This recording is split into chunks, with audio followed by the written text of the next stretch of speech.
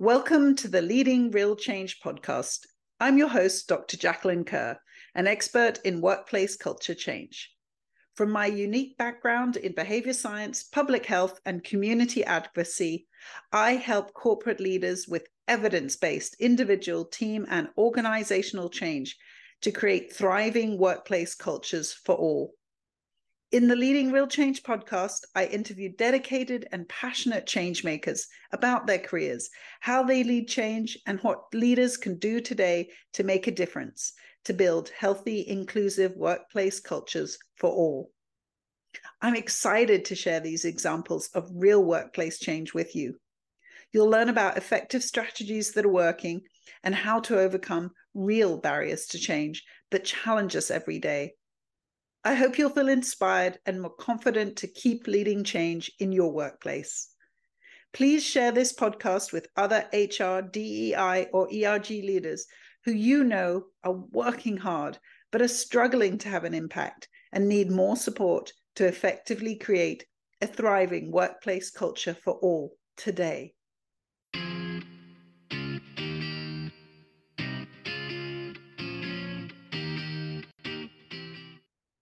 To launch this podcast, I'm going to share a little about my journey to becoming an expert in thriving workplace cultures for all, and to share some of the evidence-based strategies I use with clients.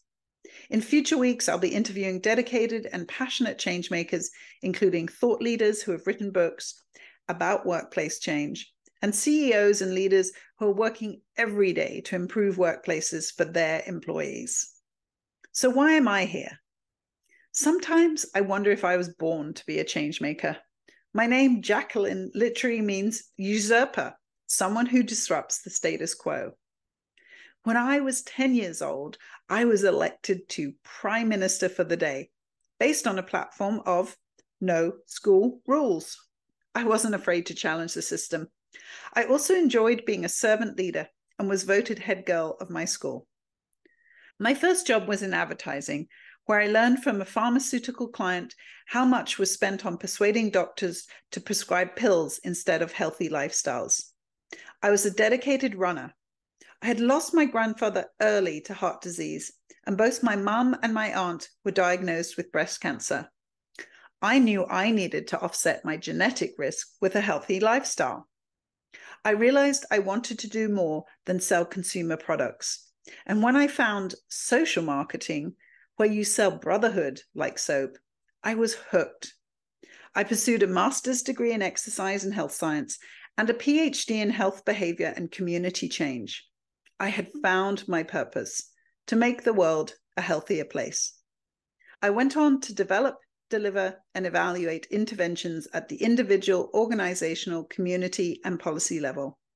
My work changed how we approach interventions and measure impact. But as I took on more leadership and became a mum, it became more challenging to be a servant leader at work, at home, and in my community. And I ended up burning out.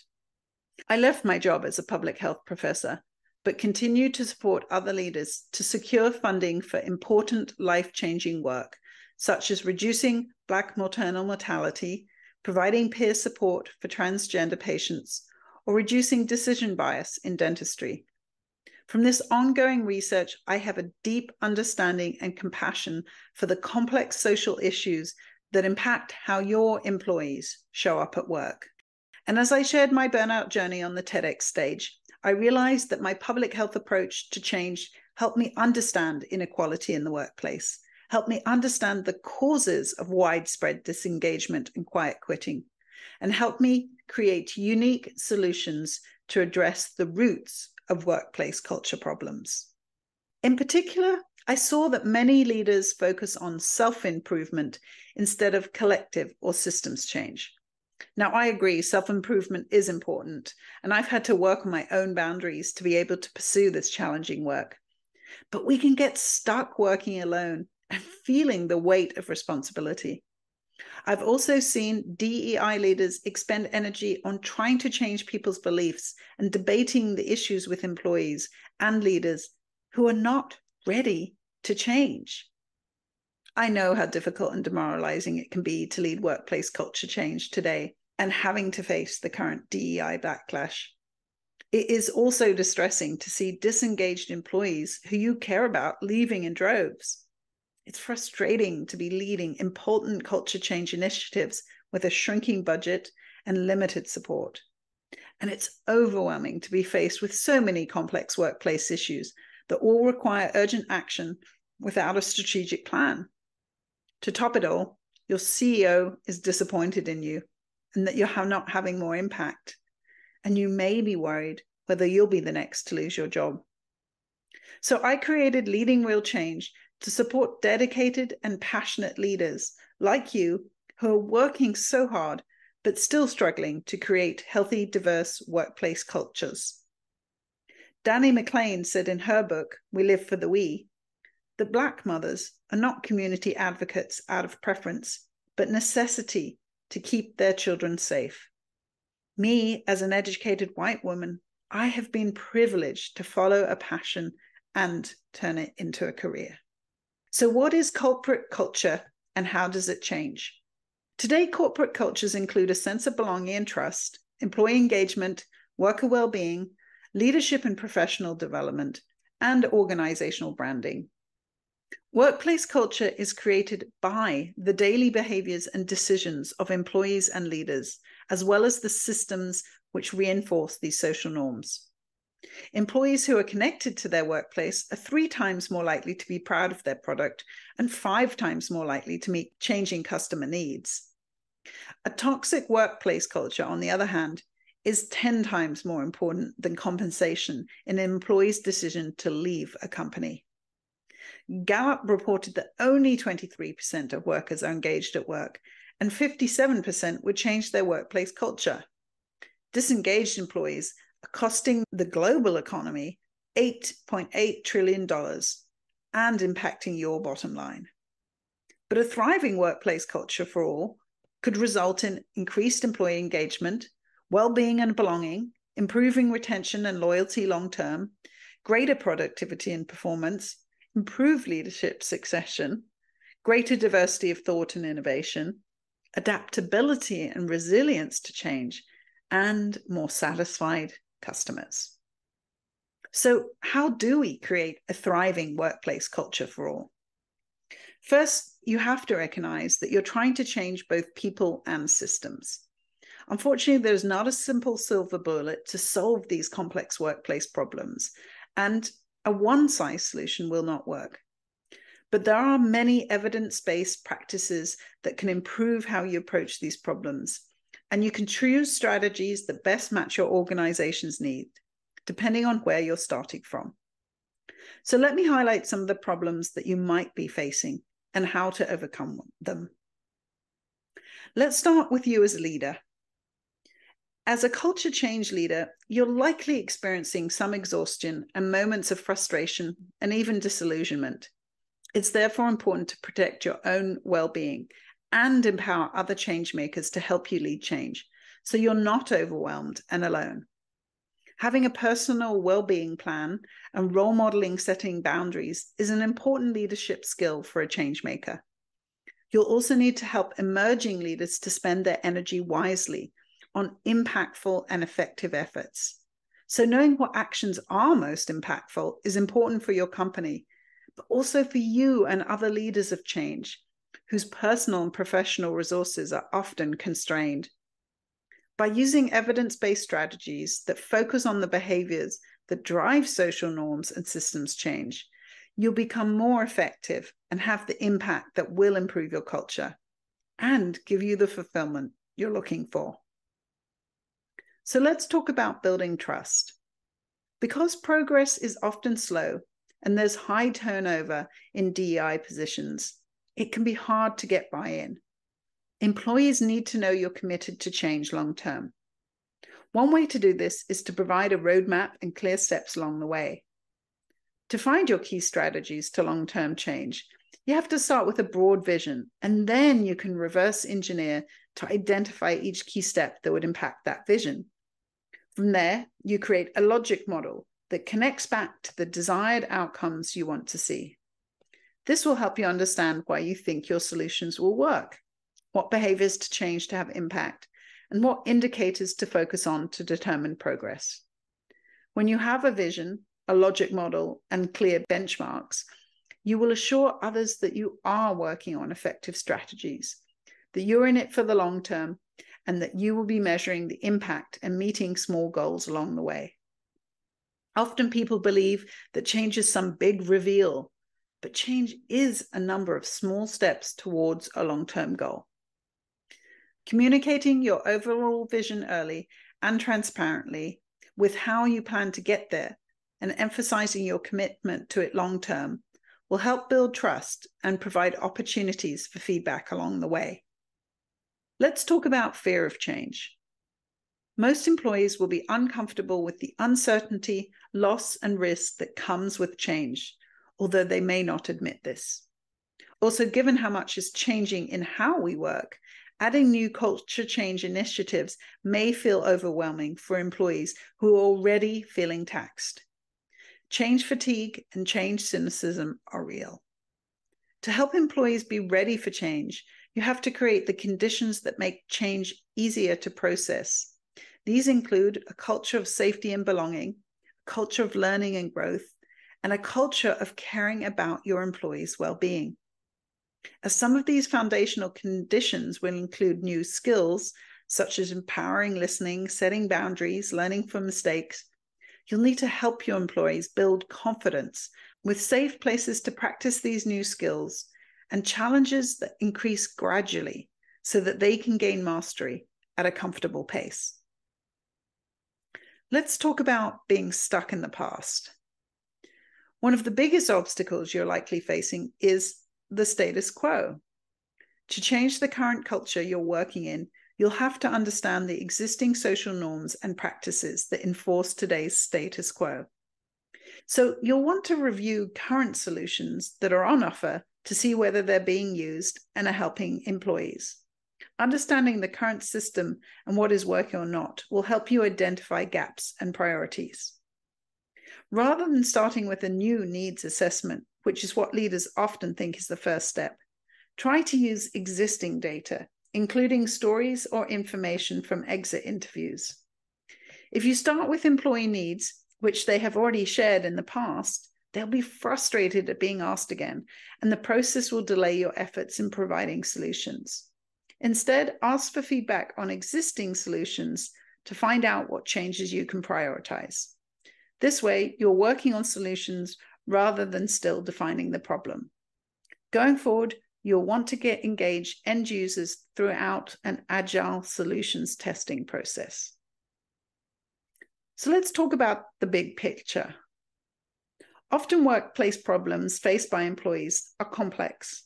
For example, an employee who is a mother and a worker from a marginalized community will be experiencing many challenges that affect how she shows up at work. There are many layers to these barriers, and when you can uncover the root causes, you can provide more appropriate support. Often we find that there are common root causes to complex problems, which means focusing on these actually simplifies the process. Find out what you don't know about the problems your employees face by delving more deeply and uncovering barriers to change that are real, but often invisible. When you get to the heart of the problem, and when you understand the barriers at different levels, for example, the individual, organization, or societal barriers, you have many more opportunities to provide more effective solutions. And this greater insight into the multi-layered challenges your employees face will also improve your understanding of your customers and the communities you serve. With this added information, you can better align your internal culture change to external corporate social impact projects or public commitments. When you can show your internal work is contributing to and supporting other organizational branding efforts, you can gain more support for your culture change agenda. Let's talk about the smallest thing you can do today. Behaviors are the key to changing culture because social norms are created by the behaviors we see, and in turn, our daily behaviors and decisions create the systems that guide the acceptable behaviors. New behaviors have to last for them to change social norms. So you need the right tools to support long-term habits in your employees and leaders. First, I provide a menu of potential behaviors that are guided by evidence-based practice. Having a large menu allows you to choose which behaviors are easiest for you to start with, and also provides ideas for additional behaviors you can aspire to over time. It can feel overwhelming to incorporate everything into workplace culture. So I organize these behaviors into 8 important categories: healthy work habits, well-being inside and outside of work, safety and belonging, growth and learning, focused productivity, flexibility to meet employee needs, fairness in systems, and values alignment. But the challenge is not just identifying the key behaviors, it's also supporting those behaviors to become long-term habits. I also provide a habit formation plan that you can follow that includes evidence-based steps that will help you provide the appropriate social support, accountability, and positive reinforcement that will make a new behavior stick. So let's talk about how change happens. As I said, change doesn't happen in a big leap, but rather in a series of small experiments that guide us towards what works. So every failure is just a step closer to finding a solution that works. Also, when you experiment in small groups, everyone is learning together, which supports equal governance. This shared decision-making within a diverse team, including end users, results in more innovative solutions and greater buy-in for their successful implementation. Solutions that have been tested in this way are more adaptable and resilient. Testing multiple solutions also helps to give decision makers alternatives and choices. Monitoring progress towards small goals from these experiments not only helps you to stay on track, but when you visualize this in a motivating way, it provides a feedback loop, reminding you to keep going and reminding you of the benefits of persisting. Celebrating progress along the way is vital to recognizing the effort that's been made, as well as the achievements that are accumulating. It is also a way to make your success more visible to others and more strategic because it is goal-oriented. So let's talk about getting more support. Because change so often results in failure, we tend to do it alone, so others do not see our mistakes. But the best way to make the most change is to do it with and around others, so you can leverage important social learning processes, including social imitation and social comparison. When you gather together and face change together, there are naturally more people involved in the change, but also more people to support each other as you go through the process together. Another way to bring employees and leaders together is to align your actions with other groups with similar values or priorities. You have much more influence together than alone, and the connections you make across different groups will help you see the broader impact you can have. You can also learn from successful strategies that have been used. In fact, systems change also occurs when individual pioneers come together, share their knowledge, and test the limits of their strategies. It doesn't have to be from the top down. As groups of leaders within the organization build and share more evidence for success, then a feasible alternative system emerges. This process lets others see that it works, and over time encourages them to join in. So to create effective social change and systems change, you need to actively bring champions of change together, formalize best practices, and intentionally share them widely across your organization. Stories of success are inspirational and show what is possible. And sharing important lessons learned helps employees and leaders see that you are making progress, overcoming barriers, and measuring what works.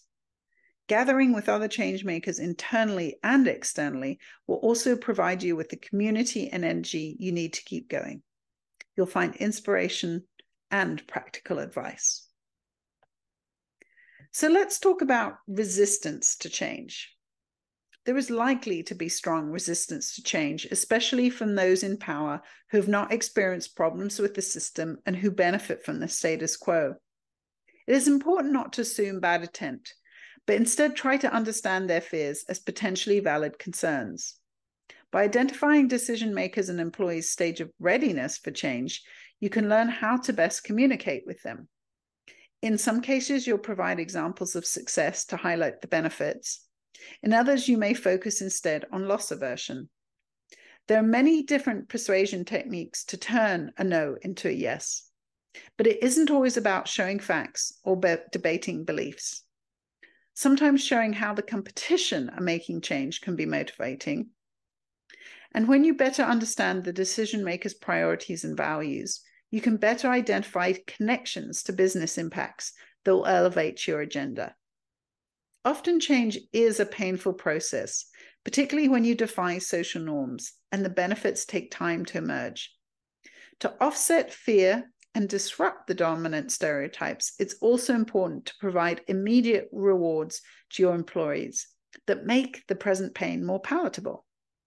Incentives not only help to offset pain, they also indicate which behaviors are valued, making them more attractive and encouraging more employees to change. Even small investments such as recognition programs communicate support for change. Let's talk finally about making change long-term. For change to last, you need to update corporate decision rules to ingrain the new behaviors as the default choice into an organization's DNA. New agreements ensure a social commitment to change and that everyone is aboard. Eventually, the consequences of not changing are publicized and enforced. And when corporate values are behavior-based, they continue to drive change. Often this process starts by providing some guardrails for CEOs around the language they use in communications, internally and externally. Of course, you can't take all these steps at once, but I want you to see that no matter what problems you're facing, there are evidence-based processes to overcome them, and that there are many ways you can improve upon your current efforts by including new strategies. When you need help with a change initiative, I'll take you through a scientific process to check your logic and the evidence, align with collaborators and empower new champions, create specific actionable steps and build your confidence, test solutions on a small scale and get buy-in, track and celebrate progress and learn from feedback, adapt, improve, and prepare to share, and finally, inspire and scale and plan your next success. And if you need longer-term and bigger strategic planning, I help you create that vision and roadmap, again, based on actionable steps and evidence-based practice. In the next few weeks, I'll be interviewing dedicated and passionate change makers about their careers, how they lead change, and what leaders can do today to make a difference in building healthy, inclusive workplace cultures. They include Emma Proud, who tells us about using systems change theory in global development and using the yes and improv comedy game to build a vision. Laura Hamill, who shares her tips on how to create organizational change through culture change. Alex Budak explains how leadership plus action leads to change. Helen Cupp shares how team agreements around meeting schedules and purpose can create more intentional fairness and flexibility. Julia Borston describes women leaders who changed their industries. Kim Scott explains how radical feedback can create greater psychological safety. Olivia Wagner shares how leaders such as Carol Bernstein created a family-first organization. Rachel Shamirani shares how she motivated reduced work hours and took more vacations to role model life outside of work. Aaron Tabacco describes how they increased employee engagement during COVID and how meeting breaks and local connection hubs support mental health. Rosa Safranik shares rituals and communication tools that entrepreneurs can use during the stressful startup period when burnout is rife. Kim Rohr and Tony James detail how they created a mental health Slack channel, which CEO Tony posts to regularly, and how his board and funders purposely support his vision for parenting employees. Dr. JB of Hope for Med describes creating safe spaces for physicians to share their concerns in a virtual world. Melissa Cooper shares how they created caring circles, golden collaboration hours, and paid leave with best practice guidelines used across the industry. Jared Pope explains how a third-party process to resolve HR issues quickly can transform workplace culture. Jennifer Harris-Kroll describes the loyalty she's developed because the company supported her when she burned out. Karen Price explains what companies can really do to change culture and maximize employees' potential through policies and practice. Kelly Robertson shares how she supports well-being of her employees during the workday. Stephanie Mercado describes how changing credentialing requirements changed an industry's values. And Art Shake shares that his company's purpose in a family digital legacy was matched by his attention to the importance of health and family time for his employees. Katika Roy provides the key steps to creating pay equity. Yuri Gnesi explains how incentives work to change behaviors. And finally, Kate Ebner shares what leaders today are experiencing. I'm excited to share these examples of real workplace change with you. You'll learn from my guests about effective strategies that are working and how to overcome real barriers to change that challenge us every day. I hope you feel inspired and more confident to lead change in your workplace.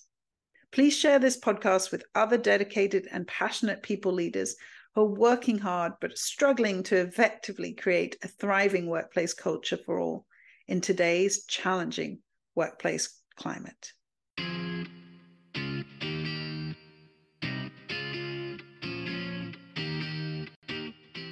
Thanks so much for listening today. I hope the podcast brings you fresh ideas, renewed confidence, and energy to keep leading change. If you need a partner in these efforts, I can help you effectively build a thriving workplace culture for all.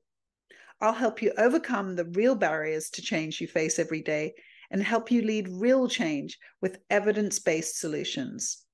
In particular, I want to work with passionate leaders who have tried and failed, because I know you have what it takes, and your experience will help you clearly recognize the difference I can make. For a free consultation today, please visit my website at www.leading-real-change.com. That's www.leadingrealchange.com.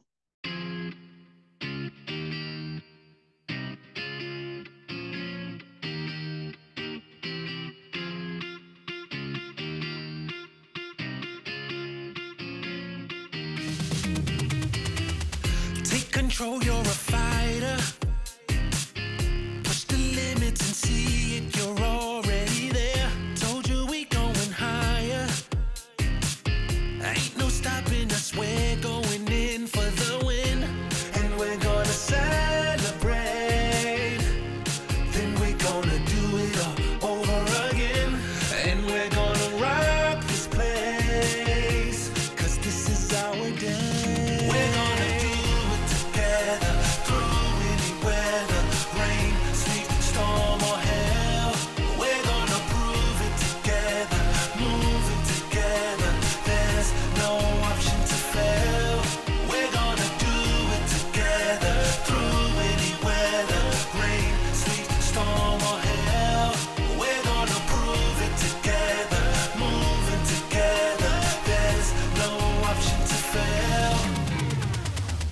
close your eyes, feel the power.